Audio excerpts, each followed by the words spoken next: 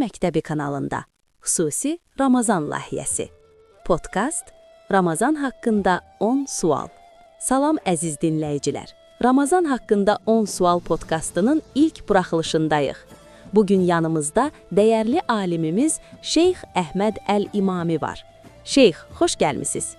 Ramazan ayı həm də bir məktəbdir. Biz də bugün bu məktəbin mühüm dərslərinə toxunacağıq. Və aleykümüssalam. Allahın salamı və bərəkəti oruç tutanların üzərinə olsun. Buyurun, suallarınıza cavab verməyə hazırıq. Ramazan ayının digər aylardan üstünlüyü nədir? İmam Səccaddan nəql olunan Səhifə-i Səccadiyyədə bu ay Allahın ayı adlanır. Bu ayın üstünlüyü Quranın bu ayda nazil olması və içində 1000 aydan xeyirli olan Qədr gecəsinin olmasıdır. Peyğəmbərimiz isə buyurub, bu ayda sizin nəfəsləriniz təsbih, yuxunuz isə ibadətdir. Orucun əsl fəlsəfəsi sadəcə ac qalmaqdır? Xeyr, İmam Sadiq əleyhissalam buyurur, oruc tutduğun zaman qulağın, gözün, saçın və dərin də oruc tutmalıdır. Yəni, əsl oruc ruhun və üzvlərin günahdan çəkinməsidir.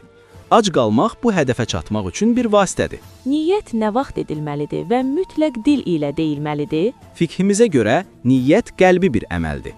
Dil ilə demək vacib deyil. İnsan qəlbində bilsə ki, Allahın əmrini yerinə yetirmək üçün sübh azanından məğrib azanına qədər orucu pozanlardan uzaq duracaq, bu kifayətdir. Ramazanın ilk gecəsində bütün ayın orucuna niyyət etmək olar. Səhvən bir şey yemək orucu pozurmu? Şiə fiqhinə görə, əgər bir şəxs oruc olduğunu tamamilə unudaraq nəsə yeyib içərsə, orucu pozulmaz və düzgündür. Bu Allahın bəndəsinə verdiyi bir ruzidir. Xatırlayan kimi yeməyi dayandırmaq vacibdir. Toz və dumanın boğaza getməsi hökmü nədir? Müştəhidlərimizin rəyinə əsasən qatı tozun, məsələn, süpürgə tozunun və ya qatı dumanın qəsdən boğaza qaçırılması ehtiyat vacibə görə orucu batil edir. Lakin siqaret və bu kimi tüstülər qəti şəkildə orucu pozan amillərdən sayılır. Səfərə çıxan şəxs orucunu nə vaxt aça bilər? Əgər şəxs zöhr azanından əvvəl şəhərin tərxus həddindən, yəni evlərin görünmədiyi və azan səsinin eşidilmədiyi yerdən keçərsə, orucunu aça bilər. Amma zöhrdən sonra səfərə çıxarsa, o günün orucunu tamamlamalıdır. Qüslü sübh azanına qədər gecikdirmək olar? Ramazan ayında canabət qüslünü bilərəkdən sübh azanına qədər tərk etmək orucu batil edir. Əgər qüslə almağa vaxt yoxdursa, mütləq təyəmmüm edilməlidir ki, oruc düzgün olsun. Ramazan ayında Quran oxumağın xüsusi bir qaydası varmı?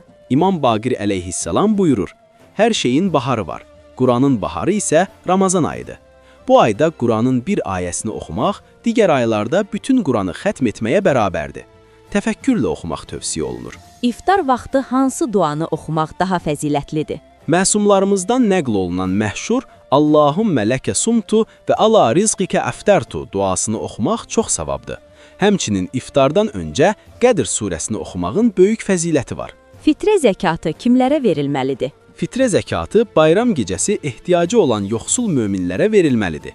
İmam Sadiq əleyhissalam buyurur ki, fitrə zəkatı orucun tamamlanması və qəbul olunması üçün vacibdir.